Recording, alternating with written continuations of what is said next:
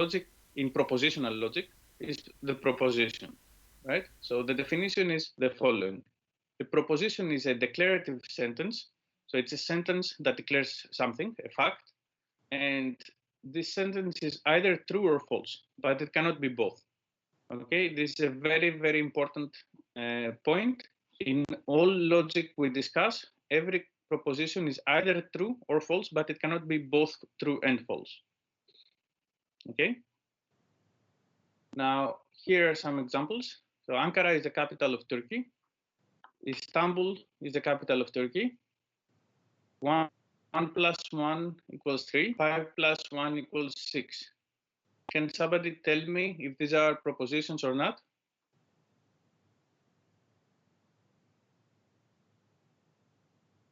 Raise your hand and I will tell you to unmute.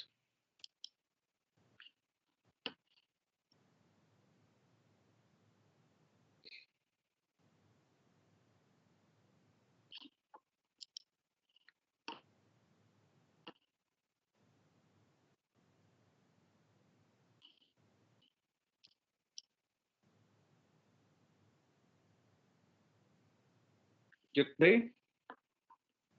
Yes, they are propositions. Why?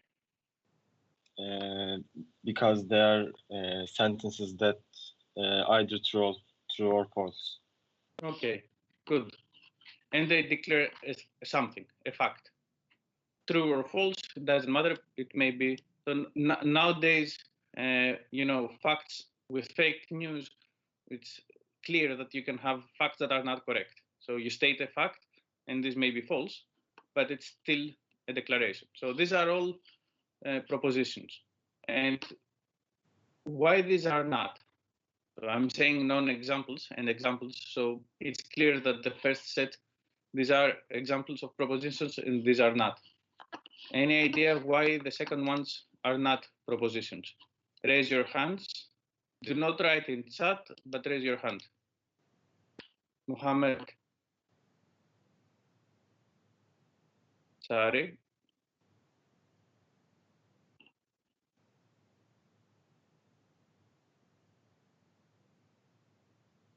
Ibrahim Hilmi.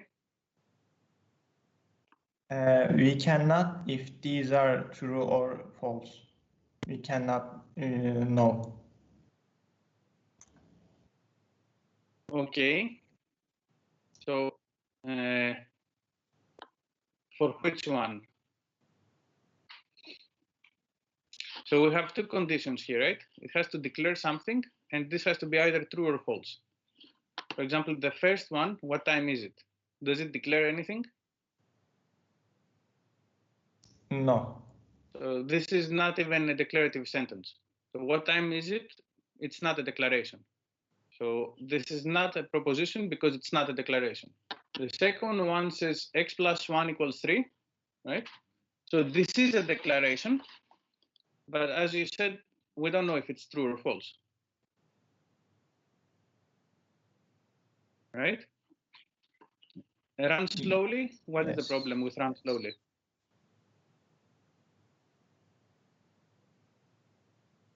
Is it the problem is that it's not declarative, or the problem is that it's not either true or false?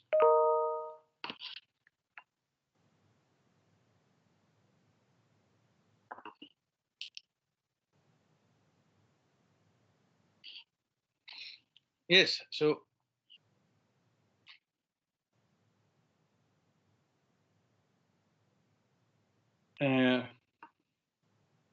x plus 1 equals 3 is actually a declaration. It's a fact. I say that x plus 1 equals 3. I'm stating a fact. It does. It declares that x plus 1 is 3. But we don't know we cannot, it's neither true nor false. Because we don't, because it can be either, it can be at the same time, it is at the same time true and false.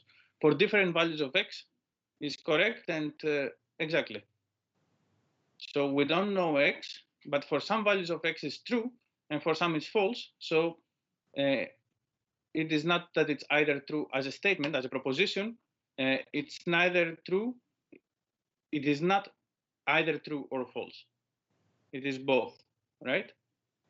So in this way, the second part of what a proposition must be is not holding.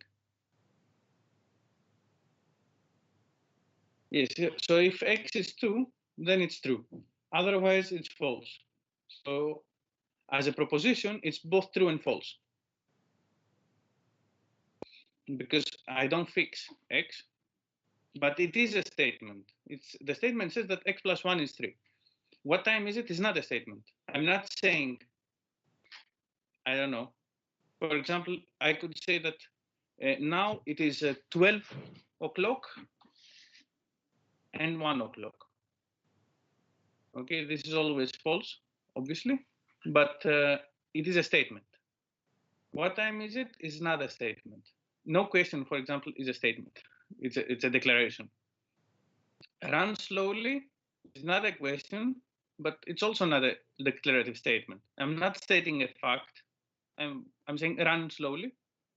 If I would say that person, sorry, that person runs slowly, then this is a proposition because I'm stating a fact. But if I tell you run slowly, this is not a proposition. And the last one, again, it is a declarative statement. It is a fact, but we don't know if it is true or false. It is not either true or false. So it can be both, right? This is a very, very important thing because a lot of mistakes come out of this. So this is what I meant when I said that we have to be precise. This is a mistake in many scientific and technological expositions, right? You think you're stating something, but you are not. And then, as we will see later today, if you have a wrong hypothesis, you can end up anywhere. So, questions? No questions? Okay.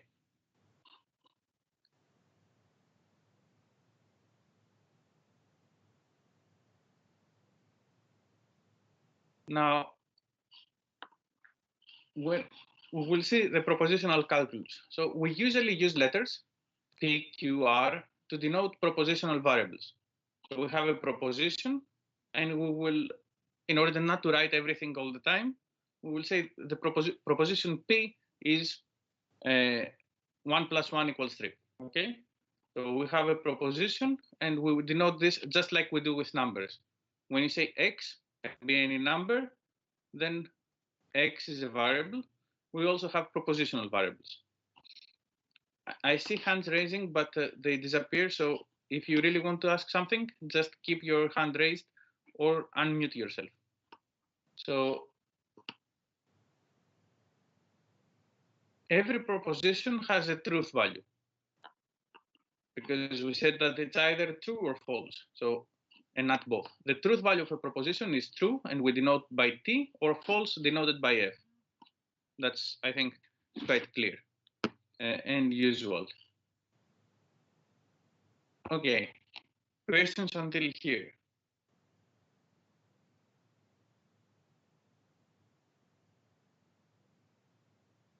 Now, what can we do with these propositions?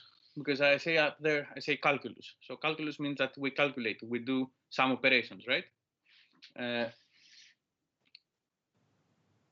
We will need some operators. The first operator, the most basic one, is negation. Let P be a proposition. So another thing that you should get used to with this course, why discrete math is actually an important course in your curriculum, is when you want to make precise statements, when you want to write, you construct something, you write a program, and then you want to explain what it does. So there are some standards on how you describe things that everybody who is in this area understands, and it makes it easier to be precise. When we use an object, in our proposition, in this theorem, for example, or in this definition. So I want P to be a proposition later in what I will say later. So you start always with let P be a proposition. Okay, you say you quantify your variable. So it's the same thing as when you are programming, you declare your variable and you say this is an integer. Because otherwise later you don't know, if you don't know what it is, strange things may come up. So let P be a proposition. The negation of P, which we denote by P bar, and we say not P, is the proposition, it is not the case that P. Okay? And the truth value of not P is the opposite of the truth value of P. I think these are all, in general, what we will say today, they're all very logical. That's exactly the point. So we will just do it in a more formal way than what we use it usually. And we will try to figure out common mistakes we do in natural language, that we get rid of these mistakes when we are formal, and this is a very important part. So what is the negation of my computer runs Linux?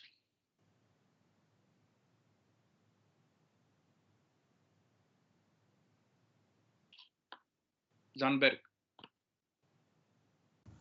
My computer does not run Linux. Good, because so according to what we say here, the negation of P is, it is not the case that my computer runs Linux, which is the same in natural language. That's my computer does not run Linux. Perfect. Teams is better than Zoom. Who wants to say it? Because I cannot.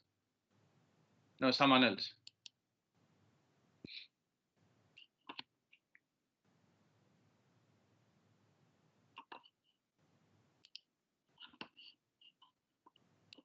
You shouldn't write this in the chat of Teams. Come on. So yes, indeed, Teams is not better than Zoom. Is the negation. Okay. By the way, there is a very small difference between is not better and it's worse, but logically, for the moment, it's okay. So the exact negation is that Teams is not better than Zoom. And I'm at least 190 tall.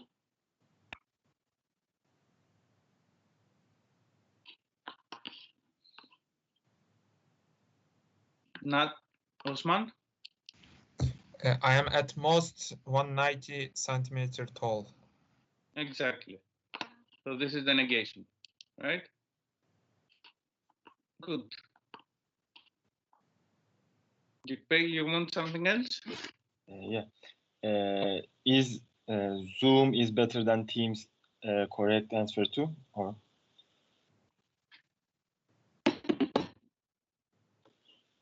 No.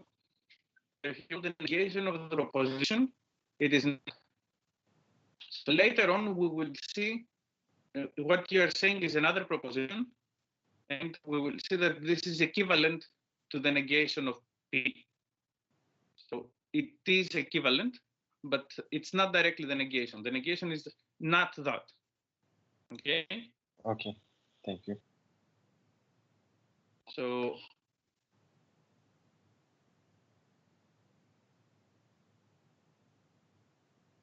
exactly, Atakan, this is the point when I said there is a small difference there. So Teams is not better than Zoom and Teams is worse than Zoom. They're two different things. So here's the truth table. You still have a question? Sorry, I forgot to lower my hand. So here's the truth table, and you have to get used to using truth tables. It makes life much, much easier. Well, not for negation. Negation is easy, right? So if it's true, it becomes false. If it's false, it becomes true. That's okay. We can deal with it. But later on, you will see the truth tables are very, very useful. So this is a truth table of the logical operator of negation. So next operator, conjunction. Now let P and Q be propositions. The conjunction of P and Q, denoted by P and Q, is the proposition P and Q. Okay. By the way, let me tell you. So in LaTeX, this is /L for logical and. So /land is this simple, or wedge. So the conjunction of P and Q means P and Q. The truth value of P and Q is true. So this is a new proposition, right? Now I have a new proposition. Because if P and Q were propositions, also P and Q is a proposition. If these were statements, declarative statements, this is also a declarative statement. If these had only truth, so if they were either true or false, then this is also either true or false. So this is a new proposition. And this new proposition is true when both P and Q are true and it's false otherwise.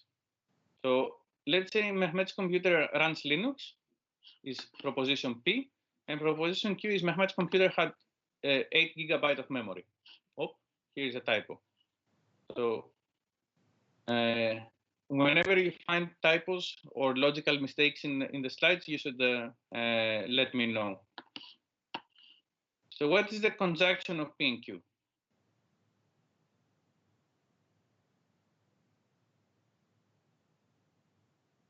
Someone else, except for Zandberg?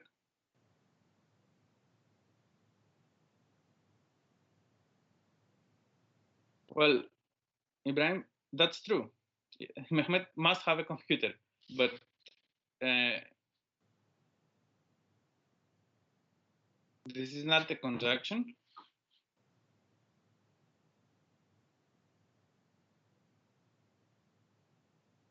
Zandberg.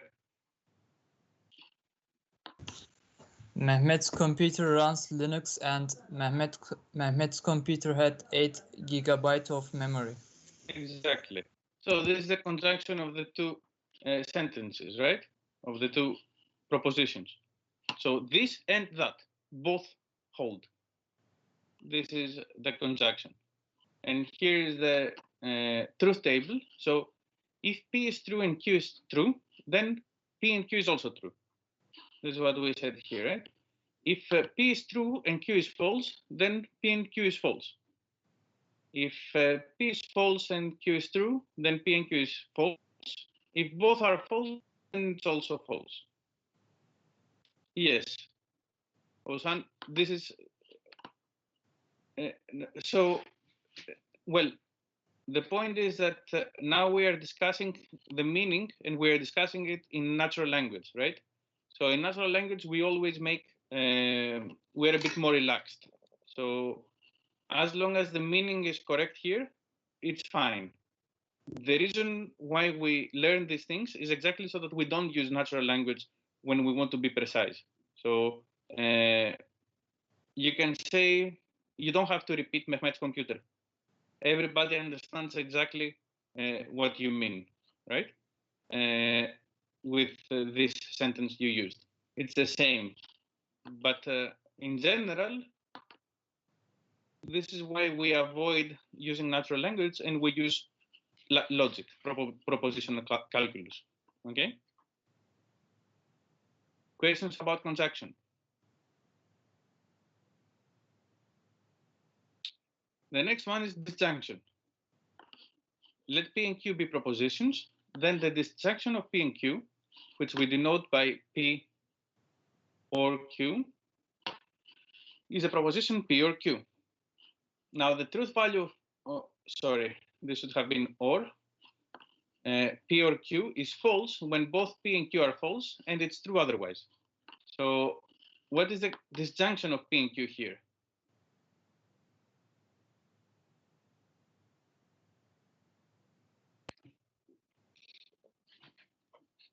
I'll wait a bit longer for more hands to raise. Camille.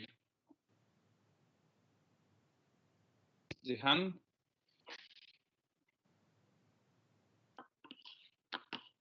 Ozan?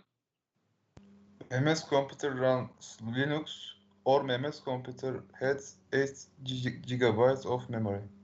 Exactly. So, because if you don't have 8 gigabytes, if you don't run Linux, you need 8 gigabytes these days. So the distinction is exactly what you said. So Mehmet's computer runs Linux, or it has had 8 gigabytes of memory. Okay. So the truth table is if P and Q are both true, then the disjunction is true. If P is true and Q is false, still it's true because we want this or that to be true. And if the first is false and the second is true, it's still true. But if both of them are false, then the disjunction is also false. Is it clear?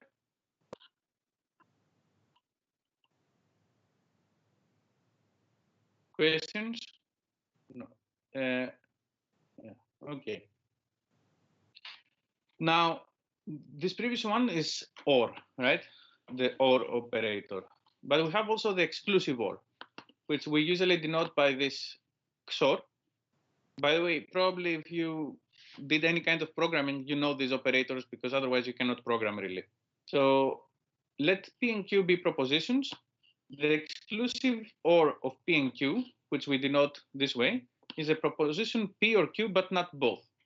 So the truth value of P XOR Q is true when exactly one of P and Q is true, and it's false otherwise. So Mehmet's computer runs Linux is P, Mehmet's computer runs macOS is Q. What is the exclusive OR of P and Q?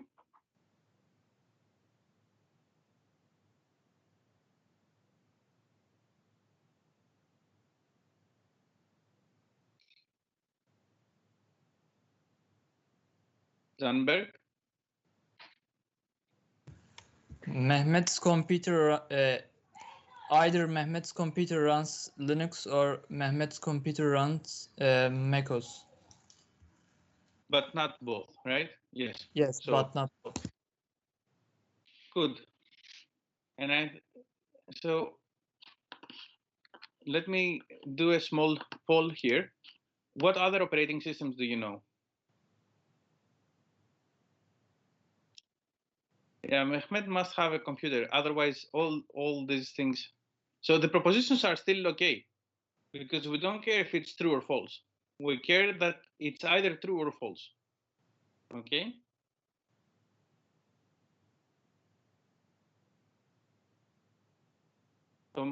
Yes, you can write in chat what other operating systems you know. So the truth table of exclusive OR, and here I have again a mistake. This should have been this O plus operator. It is true if both are true.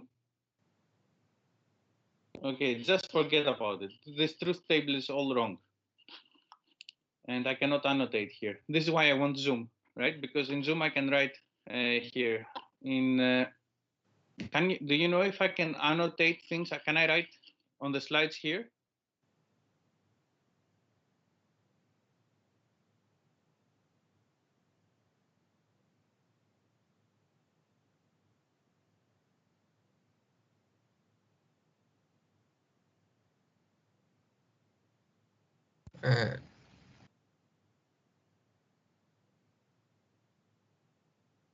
Someone muted me. Can you raise your hand, whoever muted me?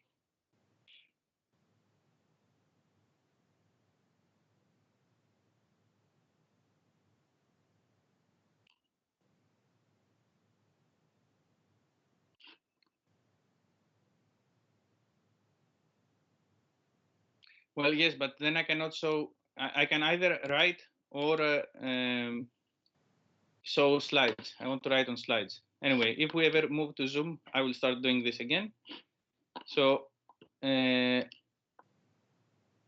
yes, so this truth table is false, right? Because I mean I copy pasted and I forgot to fix. So if P exclusive or Q, then true is true, true false Sorry, I'm sorry. Exactly, this is the point, right? True, true is false. True, false is true. False, true is true. And false, false is false. So the difference will be here. For exclusive OR, when both P and Q are true, then this becomes false. Okay, until here, everything I think is totally well known. Now, let's say conditional statement. Let P and Q be propositions. The conditional statement P implies Q is the proposition that if P, then Q. As you understand, now today we're trying to create propositions from old propositions. We have P and Q, and we want to create new ones using operators. So in the conditional statement P implies Q, this proposition P, we call it hypothesis, and we call Q the conclusion. So we have a hypothesis that implies a conclusion. And the truth value of P implies Q is false when P is true and Q is false, and it's true in all other cases. So Mehmet indeed has a computer, and Mehmet's computer runs Linux, is P, and Q is Mehmet's computer is fast. What is the proposition P implies Q?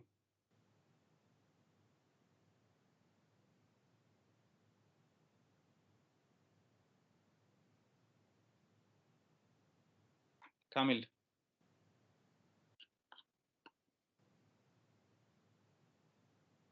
Ibrahim. If Mehmet computer is fast, then Mehmet computer runs Linux. Is this the implication here? What is the hypothesis? So P implies Q. So P is Mehmet's computer runs Linux, right? Yes. Rian.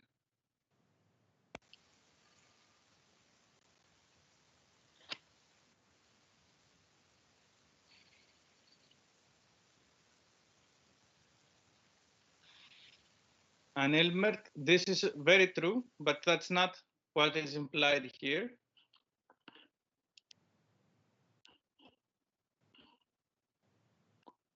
Burak.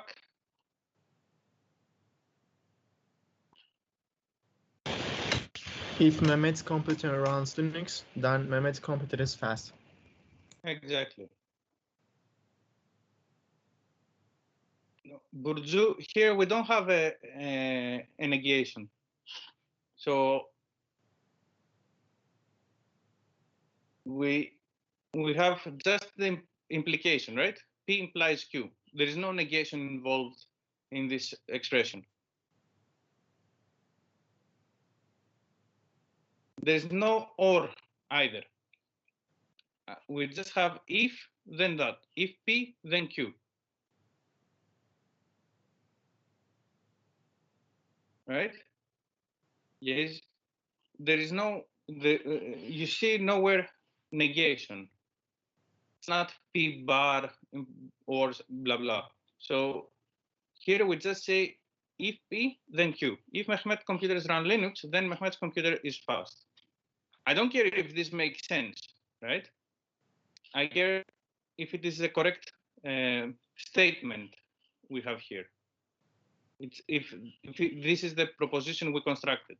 It may be true or false, I don't care. Burak? Are there questions? Okay. And the truth table is this. So if P is true and Q is true, then P implies Q is true. If P is true and Q is false, then P implies Q is false. If P is false and Q is true, then P implies Q is true. And if P is false and Q is false, then P implies Q is true. Okay? So this is the truth table of the conditional statement. Are there questions now?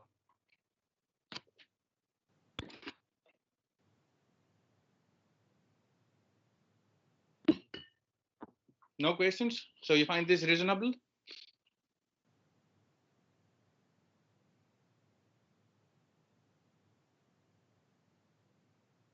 Okay. So do you realize that in everyday language, for example, when we apply in everyday life, if you apply this rule, this is exactly how things. So this means that if we make a false hypothesis, it doesn't matter if the conclusion is correct. From a false hypothesis, we can end up with a true conclusion or a false conclusion because the implication will be true. So if you have a false hypothesis, you can go anywhere. You can say any kind of stupid thing you want by using rules of logic. But if you start from somewhere wrong, you can end up anywhere by being absolutely correct in terms of the rules of thought you apply. The result may be totally wrong if you have a wrong hypothesis. Okay, so this is something to take out of the lecture for everyday life. Check your hypothesis in everything. Now, then we have the bidirectional statement, which says that if P and Q are propositions, we have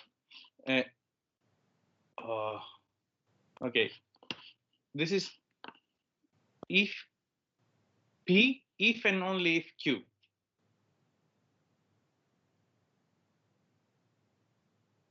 I will use it.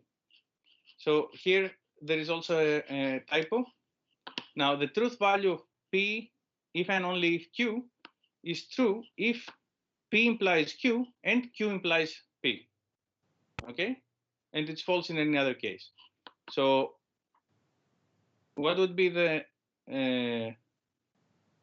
proposition P implies P if and only if Q, if P and Q are favorite Mehmet Janberg?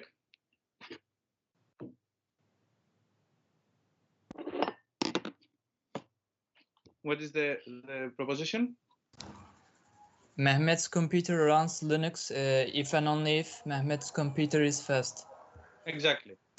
So now the truth table of this, since we want both P implies Q and Q implies P, is this one. So if P and Q are both true, then this is true. If P is true and Q is false, then if and only if is false. If P is false and Q is true, then this is false. And if they're both false, then it's true. So what changed here is, in the single implication, false and true, false implies true is correct, is true. But since we want to go the other way around, true implies false is false. So we have false because this is and both of them should be true. Is it clear?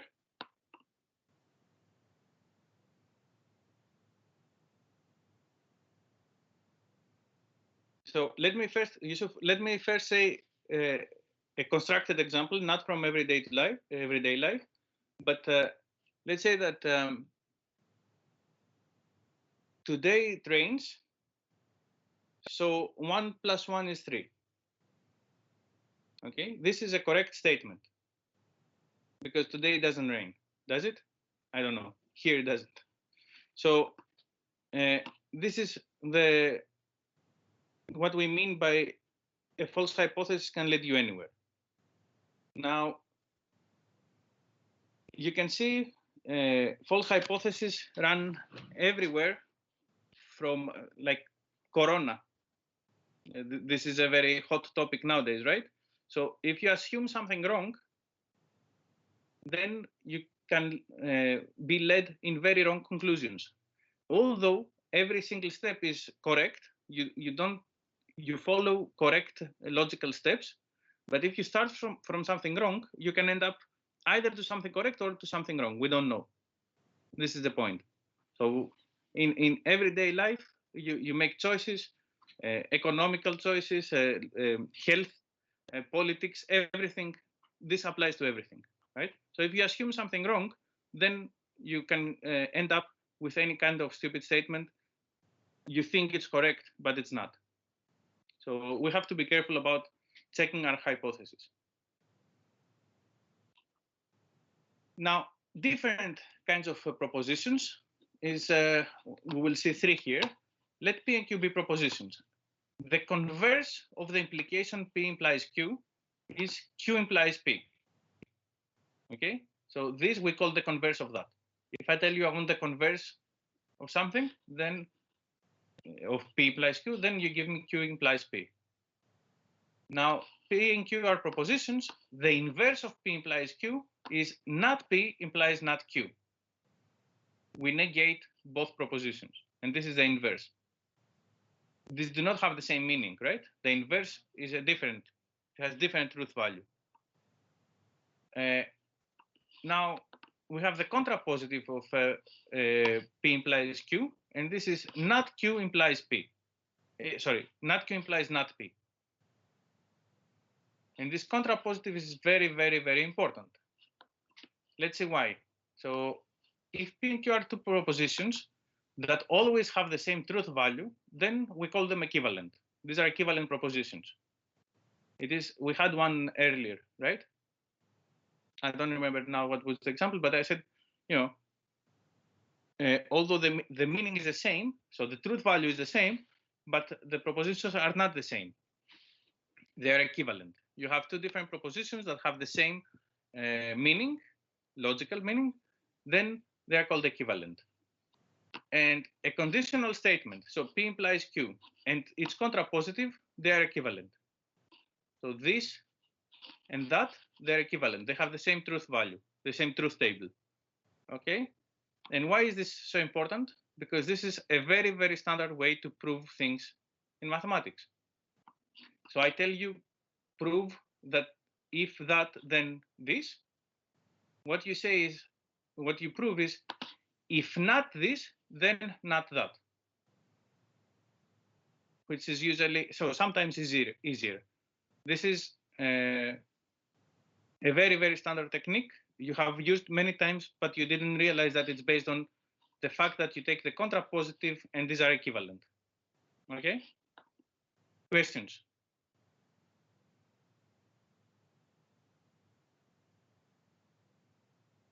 And let's conclude with the precedence of logical operators.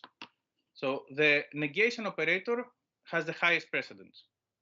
So the first thing, if you have an expression, the first thing that you will resolve is the negation of any variable. Then the second one is the conjunction, then the disjunction, then the implication, and the last one is the double implication, the bidirectional statement. Okay? Questions? Why is this? So, because what we saw today is actually called an algebra, with these operators, right? So probably you have seen at some point in your life, if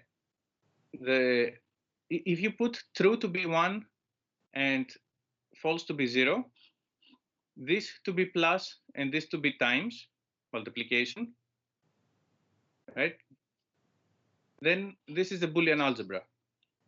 So Boole, George Boole, was a mathematician like 200 years ago, 300 years ago maybe, and he defined an algebra, a logical algebra, an algebra based on following this, implementing the rules of logic. And this is why when you have a 0, 1 variable, you call it Boolean variable, right? Boole, you define. So this is from George Boole, and who defined these things. So why does multiplication has higher precedence than addition when you do integer? You have the integers, you have addition and multiplication. You will always do first multiplication and then addition, right? It's just because this works. This is how it works. So you can resolve it differently, but this is how we do it. Okay. Other questions?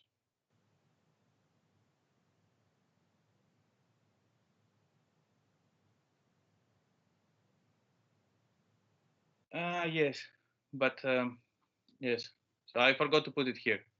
The point is exclusive OR. So here's a good question for all of you. Do we need all these operators? How many operators do we need in order to have all, to be able to do everything we want to do with these 5 operators? can I express implication? Can I express this conditional statement in a different way?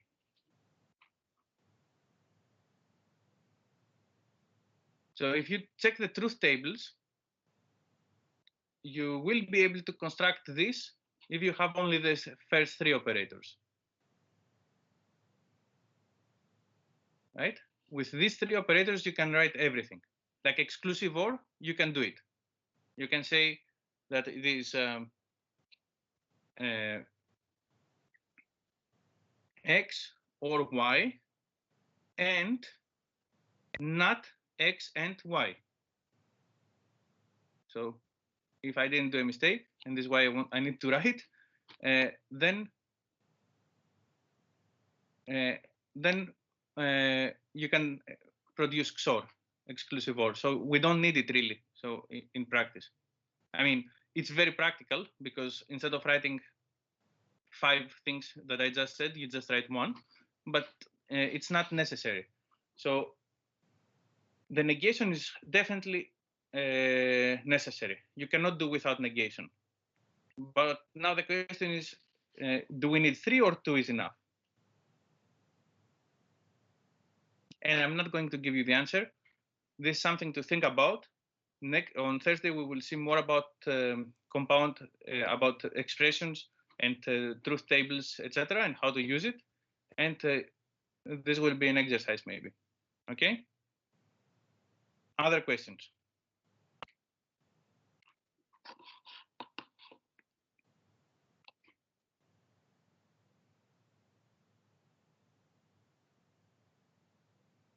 Okay, if there are no other questions, see you on Thursday again in Teams. So let me check. Yes, we are 120 people. So let's meet in Teams again on Thursday. Okay?